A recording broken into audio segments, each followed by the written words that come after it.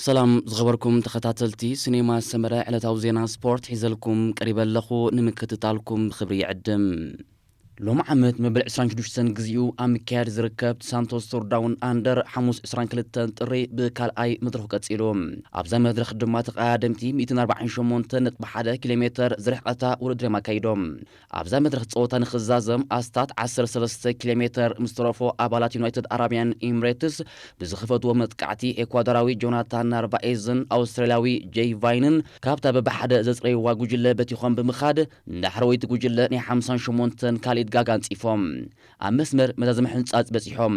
አውስትራሊያዊ ጄይ ቫይን ድማ ንውድድሩ ብ3 ሰዓትን 36 ደቂቃና 42 ካልኢትን ብምዛም ዕውት ካልአይ መድረኽ ሳንቶስ ቶርዳውን አንደር ኮይኖም ኣብ ዓወት ጄይ ቫይን ዑዙ ሰራስ ተጻወተ ጆናታን ናርቫኤዝ ድማ ብተማሳለ ግዜ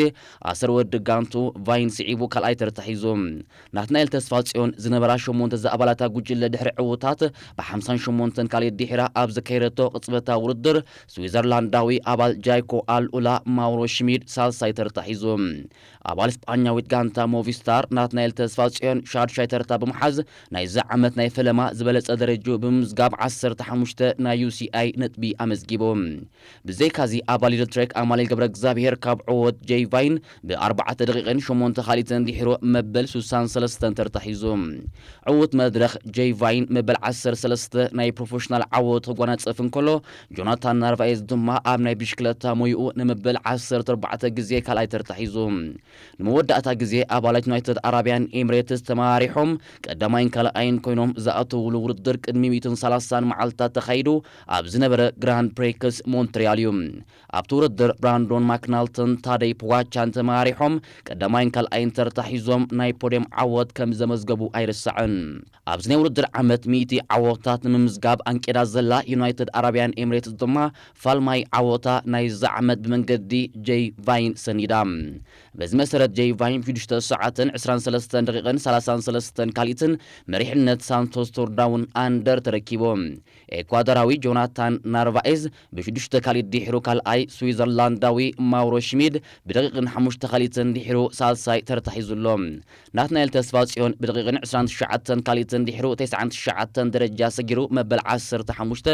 ኣማሊል ገብረ እግዚአብሔር ድማ ብ4 ደቂቅን 50 ካልኢትን ዲሕሮ 62 ደረጃ ኣማሓይሹ መበል 71 ተርታሒዙሎም ብነጥቢ ዕወት ቀዳማይ መድረኽ ዴንማርካዊ ቶቢያስ አንደርሰን ብ30 ነጥቢ መሪሕነቱ ዓቂቦም ብሪጣንያዊ ማቲዩ ብረናን ብ25 ነጥቢ ይስዕቦም ኣውስትራልያዊ ሳም ዌልስፎርድ ብ22 ነጥቢ ሳልሳይ ናትናኤል ተስፋጽዮን ብ10 ነጥቢ መበል 14 ተርታ ተሰሪዑ ኖርዌጃዊ ማርቲን ባገ ብ26 ነጥቢ ኣብ ናይ ዓቐብ አንጺፎ ንዝሓደረ መሪሕነቱ ኣስፊሑ ሆላንዳዊ ፔፒጅን ሬንደርክ ብ17 ነጥቢ ካልኣይ ዕውት ካልኣይ መድረኽ ጄይ ቫይን ድማ ብ10 ነጥቢ ሳልሳይ ተርታሒዙሎም ካናዳዊ ሚካኤል ሊዮናርድ መሪሕነት ብሉጽ መንእሰይ ጨቢጡ ብጋንታ ዩናይትድ ኣራቢያን ኤሚሬትስ ንሞቪስታርን ጃይኮ አልኡላን ብልዕሊ 2 ደቂቅን 40 ካልኢትን በሊጻ መሪሕነታ ናይ ዝውድድር ተረኪባ ሳንቶስ ቶርዳውን አንደር ዓርቢ 23 ጥሪ ብሳልሳይ መድረኹ ክቕጽል እዩ ኣብ ህንዲ ኣምካር ዝርከብ ፑነ ግራንድ ቱር 134 ኪሎሜትር ዝሸፈነ ሳልሳይ መድረኽ ውድድሩ ካይዱ ነዛ መድረኽ ኣውስትራልያዊ ኣባል ሊኒንግ ስታር ካሜሮን ስኮት ንውድድሩ ብ3 ሰዓትን 4 ደቂቅን 13 ካልኢትን ብምዛም ቀዳማይ ኮይኑ ተዓዊቱ ኣባል ቡርጎስ ግሪኻዊ ጊዮርጊስ ቦግላስ ካልኣይ ቤልጅማዊ ቲሞቲ ዳፖንት ድማ ሳልሳይ ተርታሒዙ ሻምፒዮን አፍሪቃ ኣባል ቡርጎስ ኤርትራዊ ምርሃው ቅዱስ ካብ ዕውት መድረኽ ግዜ ከየጥፍአ መበል 33 ተርታሒዙ ሕንጻጽ ረጊጹ በዚ መሰረት ኒውዚላንዳዊ ሉክ ማድግዌይ ብ7 ሰዓትን 36 ደቂቅን 10 ካልኢትን መሪሕነት ናይ ዝውድድር ዓቂቡ ክወጽእ ኽኢሉሎም ኣውስትራልያዊ ካርተር ቤትለስ ብ14 ካልኢት ዲሕሮ ካልኣይ ቤልጅማዊ ዮርበን ላውረንሰን ድማ ብ17 ካልኢት ዲሕሮ ሳልሳይ ተርታሒዙሎም ሻምፒዮን አፍሪቃ ኤርትራዊ ምርሃው ቅዱስ ካብ መርሒ ብደቂቅን 22 ካልኢትን ዲሕሮ ሻውዓይ ተርታሒዙሎም ፑነ ግራንድ ቱር ዓርቢ 23 ጥሪ ተቃዳምቲ ብዘካይድዎ 95 ኪሎሜትር ዝሽፍን ራብዓይ መድረኹ ክዛዘም እዩ ሽዱሽተ ኤርትራውያን ተቃደምቲ ካብ 23 ጥሪ ጀሚሩ ንሓሙሽተ መዓልታት ኣብ ዝካየድ ዙር ሻህራጃህ ክሳተፉ እዮም ኣብዚ ሎም ዓመት መበል 10 ግዜኡ ዝካየድ ውድድር ኣባላት ኢስታንቡል ቲም ሻምፒዮን ኣፍሪካ 23 ዓመት ዓወት ኣማን ሻምፒዮን ኤርትራ ናይ ውልቅ ናይ ግዜ ውድድር 23 ዓመት መዋእል ግርማይ ገዳይም ተቃደምቲ ናትናኤል ብርሃንን መትከል ኢዮብን ከምውን ኣባላት ሻህራጃህ ስፖርት ያፌት ሙልጌታን ናታን መድሃኔን ኣብዚ ውድድር ዝሳተፉ ኤርትራውያን ተቃደምቲ እዮም ያፌት ሙልጌታን ናታን መድሃኔን ኣብ ዝሓለፉ መዓልታት ምዛ ናይ ሕቡራት ኢማራት ዓረብ ጋንታ ፋልማይ ውድድራቶም ከም ዘካየዱ ዝፍለጥ ኮይኑ ኣባላት ኢስታንቡል ቲም ዓወት ኣማን መትከል ኢዮብን መዋእል ግርማይን ግን ኣብዚ ውድድሮም ንፈለማ ግዜ ማልያ ሓዳስ ጋንትኦም ለቢሶም ክወዳደሩ መዋእል ግርማይ ካብታ ምስሎቶ ዝተሓወሰት መጋቢት ጋንታ ኢንተርማርሺ ዋንቲ ኒፖሪዩዝ መትከል ኢዮብ ካብታ ንልዕሊ 7 ዓመታት ተጻወተላ ማሌዥያዊት ጋንታ ትሬንጋኑ ዓወት ኣማን ድማ ካብ ቻይናዊት ጋንታ ኮሪማ ዊዚሻኒው ናብ ኢስታንቡል ቲም ፈሪሞም ኣብ 2013 ዝፈለመ ዙር ሻህራጃህ ሎም ዓመት ን10 ግዜኡ ዝካየድ ዘሎ ውድድር እዩ እዚ ውድድር ብሰን ኮቪድ-19 ካልእን ኣብ ዝሓለፉ 13 ዓመታት 4 ውድድራቱ ኣየካየደን ኣብዚ ሎም ዓመት ውድድር ከም ዴንማርካዊ ኣሌክሳንደር ሳልቢ ሰርቢያዊ ዱሳን ራጆቪች ኢስቶኒያዊ ሬይን ተራመ ሩዋንዳዊ ሞይሴ ሙጊሻን ዝኣመሰሉ ስሙያት ተቃደምቲ ክሳተፉ እዮም ኣብዚ ን5 መድረኻት ዝኸይድ ዙር ሻህራጃህ ተቃደምቲ ብሓፈሻ 503 ኪሎሜትር ዝርሕቀት ውድድር ክሽፍኑ እዮም ጽቡቕ ዕድል ንኤርትራውያን ተሳተፍቲ ናይዚ ውድድር ስሎቬንያዊ ኣባል ሬድ ቡል ቦራሃንስግሮ ፕሪሞዝ ሮግሊች ኣብቲ 21 መጋቢት ዝካየድ ናይ ሞኒመንት ውድድር ሚላን ሳንሬሞ ክሳተፍ ምዃኑ ተፈሊጹ ሮግሊች ኣቐዲሙ ኣብ 2017 ከምኡውን ኣብ 2022 ኣብ ዝበዳሂ ንሓደ መዓልቲ ናይ ሞኒመንት ጸወታ ተሳቲፉ ምንባሩ ዝፍለጥ እዩ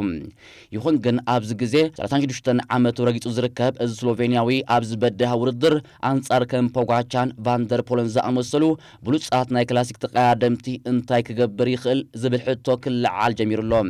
ቅድሚ ሕጂ ኣካይድዎን ኣብ ዝነበረ ክልተ ውድድራት ሳንሬሞ ብዙሕ ጽልዋ ይነበሮን ኣብ 2017 ኣብ ዘካየዳ ፋልሚት ጸወቱ መበል 7 ተርታ ክሕዝን ከሎ ንመወዳእታ ግዜ ኣብ 2022 ኣብ ዘካየዳ ውድድር ድማ መበል 17 ተርታ ሒዝዩ ውድድሩ ዛዚሙ ነይሩ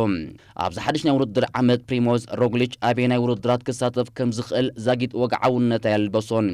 ይኹን ግን ኣብ ናይ ክለቡ ጋዜጣዊ መግለጺ ቀሪቡ ኣብ ተሪኖ ኣድሪያቲኮን ባስኪዩ ካንትርን ክሳተፍ ምዃኑ ብቃላቱ ኣረጋጊጹሎም ሮግሊች ንተሪኖ ኣድሪያቲኮ ኣብ 2019 ከምኡውን ኣብ 2023 ንባስኪ ካንትር ድማ ኣብ 2018 ከምኡውን ኣብ 2021 ተዓዊቱሎም ምንባሩ ይፍለጥ ሬድ ቡል ቦራሃንስግሮ ኣብዚ ዓመት ምስ ምምጻእ ሬሜኮ ኤቨኖፕል ናብ መሳርዓ ንፕሪሞዝ ሮግሊች ካብ ቱር ደ ፍራንስ ኮነ ጂሮ ዲ ኢታልያ ካብ ምስታፍ ኣልያ ኣብ ዝተርፍ ብሕታዊ ንሱ ዝመልኮ ግራንድ ቱር ቮልታ ስጳኛ ከተወዳድሩ እያ ሮግሊች ቅድሚ ሕጂ ንቮልታ ስጳኛ 4 ግዜ ተዓዊቱሉ ምንባሩ ኣይርስዕን 29 ጥሪ ኣብ ትሮፊዮ ሴሳይነስ ናይ ዝዓመት ውድድራቱ ዝፍልም ሓድሽ ኣባል ሬድ ቡል ቦራሃንስግሮ ሬሜኮ ኤቨኖፕል ነቲ ካብ 16 ክሳብ 22 ለካቲት ዝካየድ ዙር ሕቡራት ኢማራት ዓረብ ናብ ናይ ዝዓመት ውድድራቱ ምእታው ስዒቡ ኣብ ሳልሳይ ውድድሩ ናይ ዝዓመት ኣንጻር ኣባል ቲም ቪስማ ዮናስ ቪንጌጋርድን ኣባል ዩናይትድ ኣረቢያን ኤምሬትስ ሜክሲካዊ ኢሳቅ ዴልቴሮን ኣብ ውድድር ክጽመድ እዩ ዩናይትድ ኢማራት ዓረብ ኣብ ዙር ሕቡራት ኢማራት ዓረብ ካብ ኢሳቅ ዴልቴሮ ብተወሳኺ ንዕውት ካልኣይ መድረኽ ሳንቶስ ቱርዳውን ኣንደር ዝኾነ ጄይ ቫይንውን ኣብ ጎኒ ኢሳቅ ዴልቴሮ ከተሰልፉ እያ ሬሜኮ ኤቨኖፕል ኣብ 2023 ሉክ ፕላፕን ኣዳም ያተስን በሊጹ ንዙር ሕቡራት ኢማራት ዓረብ ተዓዊቱሉ ዝነበረ ተቃዳማይ እዩ ናይ ቀደም ናይ ቅጽበታ ውድድር ክኢላ ዝነበረ ኣብዚ ግዜ ኣብ ውድድራት ሞተር ብሽክለታ ዝወዳደር ዘሎ ኢጣልያዊ ኒኮሎ ቦኒፋዚዮ ንሻምፒዮን ዓለም ታደይ ፖጋቻ ኣብ ናይ ልምምድ ግዜኡ ኣብ ጎኑ ብሞቶ እናኸደ ዓቕሙ ንምዕባይ ይዕልሞ ምህላው ተገሊጹ ንናይ ሞቶ ውድድራት ጂፒ ጀፍረንስ 2 ግዜ ዝተዓወተሉ ቦኒፋዚዮ ኣብ 2024 እዩ ካብ ኮረሻ ብሽክለታ ውሪዱ ተቃዳመ ብሽክለታ ኣብ ዝነበረሉ ግዜ ማልያታት ላምፕረ ምሪዳ ትሬክሴ ጋፍሬዶ ባህሬን ምሪዳ ቶታል ኤነርጂ ኢንተርማርሼ ዋንቲም ኮራት ፕሮፌሽናል ዓወታት ተጎናጺፍዩ ድሕሪ ካብ ብሽክለታ ጥሮታ ምውፁ ድማ ኣብ ዝተፈላለዩ ኣጋጣሚታት ኣብ ግዜ ልምምድ ታደይ ፖጋቻ ብቐጻሊ ክረአ ጀሚሩ ቦኒፋዚዮ ምስ ፖጋቻ ሌሉ ክገልጽ እንከሎ ፍልማ ኣብ 2018 ኣብ ዝተኻየደ ዙር ክሮኤሽያ ኢና ተፋሊጥና ኣብ ውድድር ቀዳሜት መድረኽ ምስ ተዓወት ኩላ ተቐዳደምቲ ሓደ ኮኸብ ብቁልጡፍ ይቕልቀል ኣሎ ክብሉ ሰሚዕዮም ኣብ 2020 ቱር ደ ፍራንስ ጀሚሩ ድማ እንታይ ዓይነት ዓቕሚ ከም ዝውንን ንዓለም ኣርእይዋ ብዘይካዚ ፖጋቻ ኣዝዩ ጥዑም ሰብ እዩ ብዘይ ቆፀራ ኢና ዳርጋ ብቐጻል ንራኸብ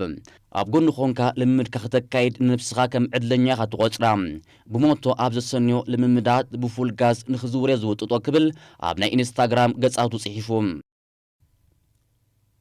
ኣብ መወዳእታ ናይ ፈለማ ናይ ዓመት ብጫ ካርድ ቅድም ብሽክለታ ኣብ ቀዳሚት መድረኽ ሳንቶስ ቱርዳውን ኣንደር ተመዚዛ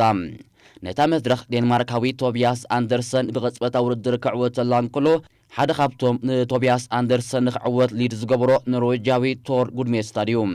ጉድሜስታድ ወዲ ጋንቱ ቶቢያስ ኣንደርሰን ዕውት ኮይኑ ሕንጻጽ ኣብ ዝረገጸሉ ኣብ ድሕሪት ኮይኑ ኢዱ ሓፋቢሉ ዓወት ወዲ ጋንቱ ብምጽምባል እዩ ናይ ፈለማ ናይ ዓመት ናይ ስምዕታ ብጫ ካርድ ቅድም ብሽክለታ ወሲዱ